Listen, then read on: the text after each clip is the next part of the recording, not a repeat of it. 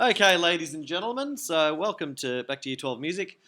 Today we're going to focus firstly on looking at how Compass is going to be used to deliver online learning in the event of a school closure should that occur. So the main method of delivery that I'll be using is our Compass subject page. Here's an example here. So whenever we have a lesson, I plan on being sitting at my computer at the time that the lesson's meant to be delivered. So this time, for example, on a Wednesday, period one on a what day? Yeah, Wednesday. And Wednesday and Thursday we have class whenever whenever three and period four again. Is it period 4 or Friday? I can't remember. Whenever we have classes, yeah, I'll be sitting at my computer at home, ready to deliver lessons, and so I'll always have information here. So right now I just put basic learning intentions. Goes without saying I'll be a bit more detailed when we're having to deliver from home. But this is a spot where you can see specific lesson material. Now, are you all aware that if you click on these little green arrows, you can go backwards and forwards between lessons? Not that I've put much in there before. Yeah, so if you didn't realise that, that's how you can get to previous lessons and future lessons and go back to them. Oh, I'm on soon. Cool, that's good. So that's how that works. So you can go backwards and forwards. Obviously, you don't see the teacher notes section. That's like the section where we can leave notes. Like if we leave an extra because there's a sub, and we say, oh, that Lulu student, watch out for her, she's trouble. We put it there, not there, so you can't see it. No. And the other place I'll be communicating with you is through the class news feed. And that's the spot where I can put general messages out to the whole class that broadcasts to everyone. I will be setting it up so that when I put something onto anything like a news feed or anything, that it will push out to your app. So if you've got the Compass app, it'll give you a push message onto your phone to say something's waiting for you. And it will also email. And I'm going to be setting that up to email to both you and your parents. So that you're all getting the message, thanks Sam, that we've got something put up onto the news channel or anything else, whether it's tasks or whatever. So I'll be using the news feed there. You'll see that I've got a test link here for my YouTube channel. You're all welcome to jump into that now if you want to subscribe to that channel. Yep, because the way I will deliver lessons is that I'll begin each class by doing a YouTube live. It might only go for 5, 10, 15 minutes, but explaining whatever the major concept is. For example, a lot of it will be the orange textbook. So for example, we haven't done the fully diminished 7 chord yet. So like I would do in a normal lesson, I'd put the sheet up on the board, I'd explain how the chord's constructed, give you some steps, and then you'll be then free to go on and complete that. And I'll do that through a video. And the good thing about YouTube live videos is that you can actually talk and ask questions as it's going. And so if you don't understand something, like in class, you'd normally put your hand up and go, hey, what's this? Well, with the YouTube live lesson, you can still ask those questions. You can ask them whenever you want, actually, because they won't interrupt my lesson. And from time to time, I can stop and then answer questions specifically. And then what I'll usually do is ask you to do some work in your textbook. And yes, I've made some spare copies for people who haven't got an orange textbook yet, because it's, of course, on order. You've purchased it. It's on order. And the way you can submit that work back to me is actually by photographing it and then just uploading it. And I'll show you where we can do that in a minute. So any questions so far? Okay, the resources is the main spot where I'll leave you things. Most of the stuff is there. For example, your musictheory.net exercises are there, and I'm going to continue adding to those now as we go along, and they'll continue to be there as regular homework. If you've not done many of them this fortnight, your progress report ain't going to be looking very good for homework. Just a heads up. What if you just play Fortnite? That's not going to help you with your music homework. But I'll continue adding to the resources of the weekly ongoing homework as we go along, and I'll fill that out very quickly with more exercises for you to do. That will still continue. That'll be your main way of interacting with education in the event of a closure. Continuing to do those tasks because they're really valuable. They're really worthwhile. They target all the oral stuff, and that's the hardest thing to deliver usually. Because usually you need me there playing intervals, or you need me there playing melodies. Well, except for melodic and rhythmic dictation and chord progressions, pretty much the rest of the oral exam can be covered through musictheory.net. So do practice that. You'll notice I've also added 2 new folders. There's the orange textbook. So I've scanned the pages that I plan on doing over the closure period if it happens. And that is there, so you'll know what we're working on. And in a minute, I'll give you those handouts if you still need one. So that's there. And then the blue textbook is here. And The student book is there. Now that's really important because you guys have all bought the elite version of the textbook. You actually have rights to have this PDF of the student textbook anyway, which you could download directly from Deborah Smith's website, or in this case, just get it here because you've already got the rights to it. And it does have links in the actual PDF. Have anyone ever visited this PDF before? No. Because it's been there all since last year. Yeah, it's a 10 megabyte file. So can I actually suggest you download that now if you've got your laptop open? Which textbook is that? That's the blue textbook. Oh, I have. Yeah, can I suggest actually getting the PDF onto your desktop now?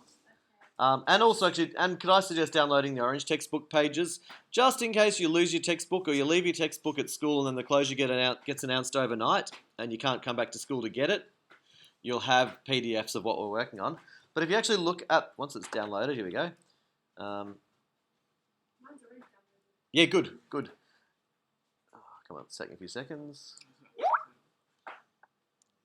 Thanks, Belinda. Cool. So the textbook's just taking a few seconds to get ready. If you're not aware, and you should be, because we have been working on this for a while, that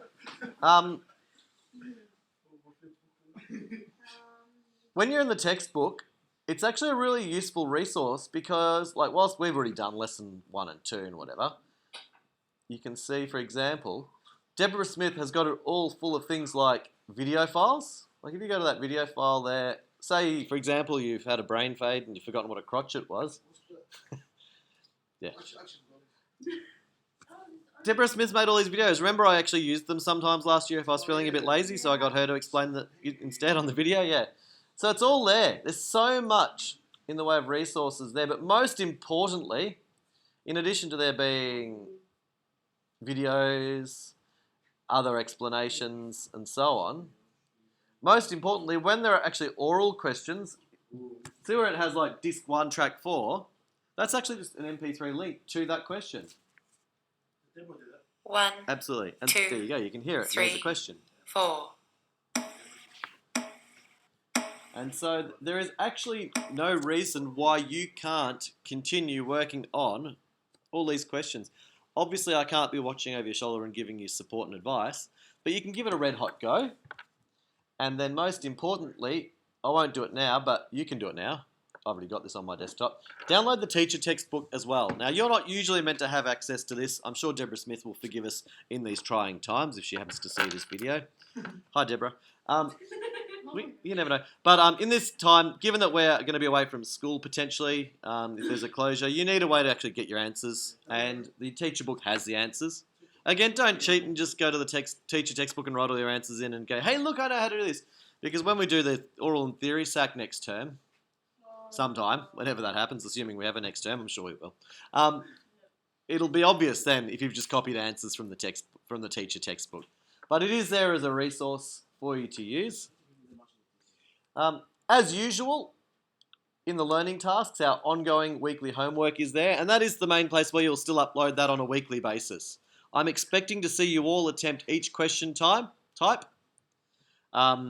each week, minimum of 10 questions for each type. Don't forget to reset your score each week, so I get a new score when you do that. But I have also set up an in case of school closure use this task. And the reason I've done that is so if you want to submit anything to me, I'm not talking about specific assessments, but just want to submit any sort of online work that you've done for me to check, you can use the online submission section of that to upload the files like you've done before to submit work to me. But most importantly, there's also then the conversation. And so if you've got questions you want to ask me that you don't want to ask the whole class through like a group email or whatever, you can use that to engage in one-on-one text conversation. Okay? So that's your spot. And then as I set weekly specific tasks for you to do, because you will be given at least one thing to do a week that I want you to actually return to me, I'll set up individual learning tasks as we go along for each week. If there is a closure, one would hope it doesn't go for more than a few weeks, 2 or 3 weeks at max. But, so thank you. Remember I'm recording, Sam. Language, thank you. But do keep that in mind. I'll be using this as our main communication tool. And when we do get to the stage of having YouTube Lives, and that will be happening. As I said, I'll YouTube live at the start of each lesson time we normally have. I will make sure that the link is provided to you in the lesson plan and potentially in the news feed. I'll push it out in multiple ways to make sure you get the message. Any questions on how we're going forward now with online learning, should it be required? Yep. And just to clarify, one last thing, your instrumental lessons do keep on going as normal. The only difference is you'll be doing them through Skype with your instrumental teacher rather than being in the same room. So if you haven't done so already, could you please download Skype and set up an account if you don't have one? And just link in with me so I can then give your connection details to your instrumental teacher. And they will put your lesson time on Compass. And they will be there ready to deliver a lesson to you at the time specified. So, if... Really? This is being recorded. Anyone will be able to see this. If you're acting like a fool, everyone will know you're doing that. If you can't attend that lesson for whatever reason, the normal things apply. You communicate with that teacher and just let them know. For example, you might not be somewhere where you can get internet access. If you message them back and go, hey, I won't be able to do it now, but what about 1 o'clock? I'll be at my friend's place. Whatever, okay? But make it work because, as you know, 70% of your study score is performance-based. Now, obviously we can't have band rehearsals during the time we're away, which is all the more important of why you need to attend those scheduled rehearsals when they are happening. Because many of you missed a few rehearsals here and there going, oh, it's fine, I'll catch them up later in the year. Well, what happens if there is no later in the year now because the school's closed for 3 weeks? You know what I mean? So don't assume you'll be able to catch stuff up just because you miss a rehearsal because you can't be stuffed. Hannah, I'm recording this lesson. And now everyone who sees this will hear me tell you off. So, yeah, I'm expecting all Year 12s will engage in our learning in some way to keep up and on track. And one way you can do that is certainly maintain your contact with your instrumental teacher who's ready to get your tech sacks ready. So as soon as we're back, whenever we can run those tech sacks. Cool. Any questions before I sign off on the video? Yes. No, you don't want to have a question on screen? Okay, that's all right. Anyone else? No. Okay. Well, anyone who's watching this lesson from home, I hope you are ready to go if we don't see you before the closure. I have a guess it won't be until next term anyway, but in case we're prepared, and hope it all goes well. So let's all say bye-bye to anyone watching at home. Yeah. Bye. That is.